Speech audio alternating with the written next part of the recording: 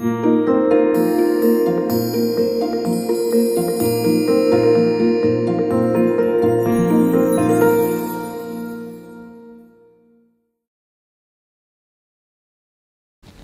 paint, what I do is I paint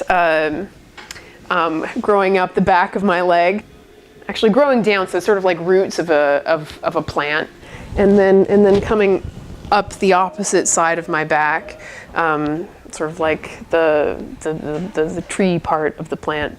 And I like that it's on the back of me because there's a kind of naivety to the piece. And the music has this sort of sweetness, but like a you don't know what's coming in the future kind of sense to it. So I like that as the person or the personality or the being in it, that there's this thing about me that I never see. So there seem to be several materials that come into play with this new piece. There are flowers, there's a taped box, the mouthpieces, the headpieces, and you know, the use of them kind of ranges anywhere from just kind of exaggerating features or eliminating features like with the headpieces, setting boundaries. So I created the piece, Catherine created the costume, and now I continue to shape the piece. And I wouldn't have been able to see it in that way if the costume hadn't been part of it. I put it on, it was beautiful, but it hadn't been hemmed, and Catherine thought, oh, how did it get that long? But we were both also had the simultaneous kind of response of, but there's something beautiful about that.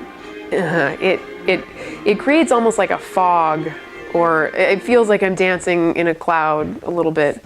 I feel like in order to maximize what the costume has to offer, that what I need to do is make the movement, choreographically and from a performance point of view, it has to be more severe, more vital, more animalistic.